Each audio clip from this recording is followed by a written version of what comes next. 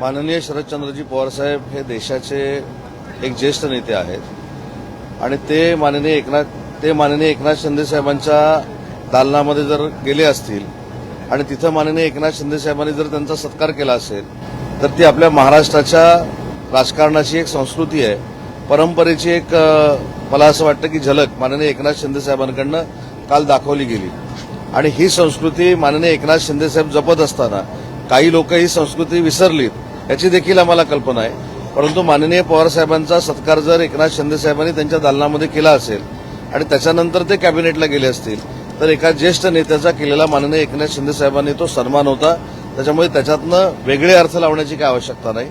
आणि माननीय शरद पवार साहेबांनी म्हणजे ही मला कल्पना नाही आहे, परंतु माननीय शरद पवार साहेबांनी शिंदे साहेबांच्या दालनामध्ये उपमुख्यमंत्र्यांच्या दालनामध्ये त्यांच्या आमदारांना बोलून काही चर्चा केली असेल तर मला असं वाटतं की याच्यामधनं राजकारण काय घडणार आहे असे संकेत लावण्याचे किंवा अशी कल्पना करण्याची काही आवश्यकता नाही।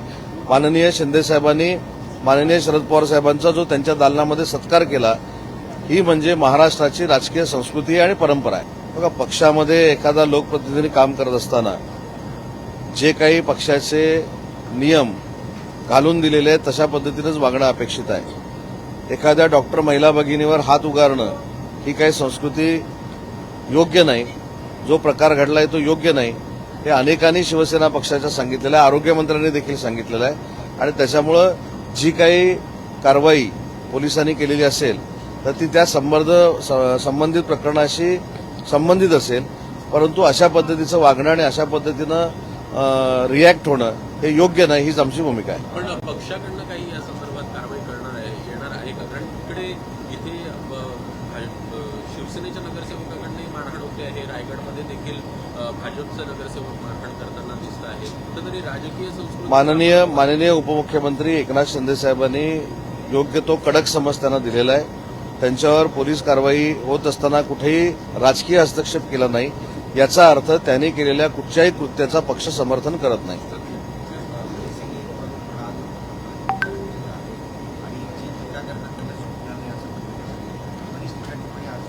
नाही, ते असं बोलले की महाराष्ट्रावर टीका करणाऱ्या लोकांना मी सोडणार नाही। जे टीका करणारे आहेत ते 10 वर्षामध्ये असतील नसतील मला माहीत नाही, परंतु ज्यांनी सिलिंग बांधला ते माननीय एकनाथ शिंदे साहेब आणि देवेंद्रजी फडणवीस यांचं नाव मात्र सिलिंगवर नक्की राहील अशा पद्धतीची भूमिका काल फडणवीस साहेबांनी त्या ठिकाणी मांडली। आणि त्याच्यामध्ये अजून एक महत्वाची गोष्ट सांगितली नाना पटोलेंच्या बाबतीमध्ये की नाना पटोलेंसारखी व्यक्ती बाजूला करून ज्या पद्धतीनं काँग्रेसनं नेतृत्व दिलेलं आहे त्याच्यामुळेच काँग्रेस रसातळाला जाते हे निश्चित झालेलं आहे।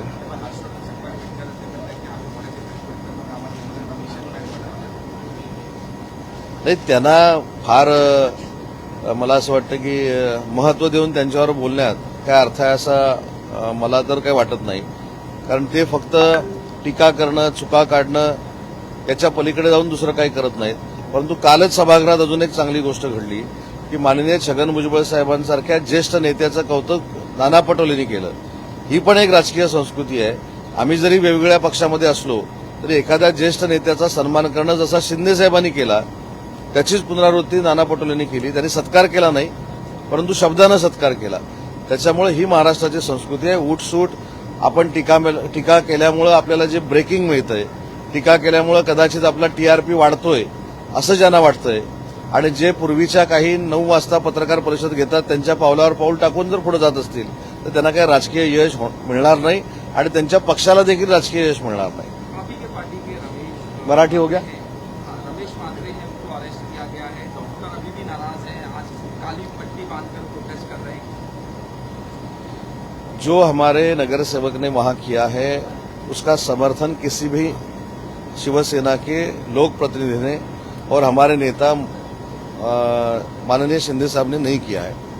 शिंदे साहब ने तो उनको कैसा पार्टी का रूल है ये फोन करके बताया है, इसलिए किसी ने भी उनका समर्थन नहीं किया है। पुलिस जो कार्रवाई हुई है उसके अंदर भी पार्टी के किसी की लीडर का भी हस्तक्षेप नहीं है, उनके ऊपर अभी पुलिस कार्रवाई हो गई है।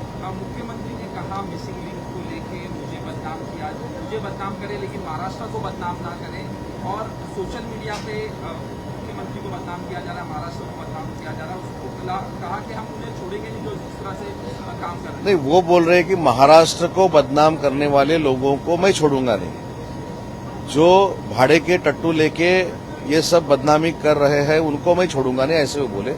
वो खुद को बदनाम करने वाले लोगों को छोड़ेंगे नहीं, ऐसा वो नहीं बोले। वो महाराष्ट्र को बदनाम करने वाले को हम छोड़ेंगे नहीं, और ये सही बात है। जिस राज्य में हम रहते हैं उसकी बदनामी करने वाले अगर पैदा होते हैं तो उनको छोड़ने का ही नहीं है। और उन्होंने ये भी बोला है कि जो टीका करने वाले हैं, जो बदनामी करने वाले हैं, वो 10 साल में आगे जाके रहेंगे नहीं रहेंगे ये किसी को पता नहीं है। लेकिन जिन्होंने ये सीलिंग बांधा है वो माननीय एकनाथ शिंदे साहब और देवेंद्र जी फडणवीस साहब, उनका नाम उसके ऊपर रहेगा, ये उन्होंने वहां स्पीच में बोला है। इसलिए मिसिंग लिंक के बारे में जो क्लेरिफिकेशन देना था वो माननीय मुख्यमंत्री मोदी ने दिया है। एनसीपी पार्टी की तरफ से नाराजगी जताई गई है जब मिसिंग लिंक के बारे में कहा गया, तो आपने भी अभी कहा कि मुख्यमंत्री और मुख्यमंत्री एकनाथ शिंदे का नाम रहेगा, लेकिन अजित पवार के बारे में भी नाम नहीं लिया गया, उसको लेकर नाराजगी। नहीं, नाराजी नहीं है, उसमें अजीत दादा का भी रिस्पेक्ट है, सुनेत्रा बहनी का भी रिस्पेक्ट है। लेकिन जो डीपीआर बना था, जब से ये काम शुरू है तब से माननीय देवेंद्र जी फडणवीस साहब और एकनाथ शिंदे साहब साथ में वो काम कर रहे हैं। जैसा समृद्धि महामार्ग में माननीय एकनाथ शिंदे साहब ने और देवेंद्र जी ने मिलकर काम किया है, वैसा ही वो सीलिंग में हुआ है। इसलिए दोनों का नाम लिया है, अजीत दादा का नाम नहीं लिया। इसकी वजह से अजीत दादा का रिस्पेक्ट हमको नहीं है, ऐसा नहीं है। अजीत दादा का भी रिस्पेक्ट हमको है और सुनेत्रा बहनी का भी है। कल शरद पवार मुख्यमंत्री एकनाथ शिंदे से मिले, मीटिंग हुई, कयास लगाए जा रहे हैं एनडीए में आने की, लेकिन रोहित पवार मीटिंग में जो मीटिंग हुई उससे प्रेजेंट नहीं थे, क्या कहें? नहीं भी, पवार साहब एक देश के बड़े नेता है। अगर वो माननीय हमारे मुख्य नेता एकनाथ शिंदे साहब के दालन में जाते हैं तो उनका सत्कार करना ये तो महाराष्ट्र की राजकीय परंपरा है, तो उसमें गलत क्या है? ठीक है।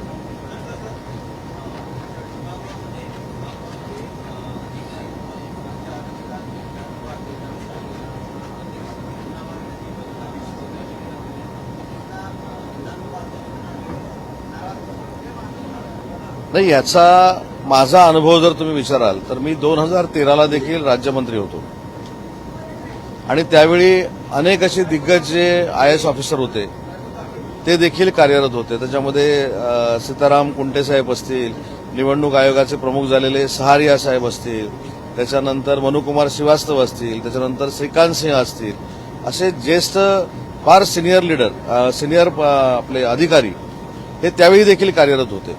आम्ही ज्यावेळी प्रश्नाचं मंत्री म्हणून उत्तर देत असतो त्यावेळी आमच्या डाव्या बाजूला एक अदृश्य गॅलरी असते, त्याचा उल्लेख कधी करायचा नसतो। परंतु त्यावेळी देखील हे सगळे सिनियर प्रधान सचिव, सगळे मुख्य म्हणजे अतिरिक्त मुख्य सचिव, कधी कधी मुख्य सचिव देखील हे त्या अदृश्य गॅलरीमध्ये येऊन बसायचे। मंत्री महोदय ज्यावेळी उत्तर द्यायचे त्यावेळी त्यांना ते ब्रीफिंग करायचे। पण आता ती प्रथा परंपरा का थांबली मला देखील माहीत नाही। मी त्याच्यावर जर अजून काय बोललो तर मी कोणावर तरी टीका करतो अशातला भाग होईल। परंतु नार्वेकर साहेबांनी काल ही जर वस्तुस्थिती सांगितली असेल तर त्याच्या पार्श्वभूमीचा मी साक्षीदार आहे। 2013ला मी ज्यावेळी राज्यमंत्री होतो आणि अनेक खात्यांचा मंत्री होतो त्यावेळी आमचे सगळे प्रधान सचिव, अतिरिक्त मुख्य सचिव हे त्या अदृश्य गॅलरीमध्ये बसलेले मी बघितलेले आहेत। त्याच्यामुळं मला असं वाटतं की हे एक परंपरा आहे आणि ती जर टिकली तर अजून प्रशासन आणि शासन याच्यातला जो संबंध आहे तो आहे त्याच्यापेक्षा मजबूत होईल।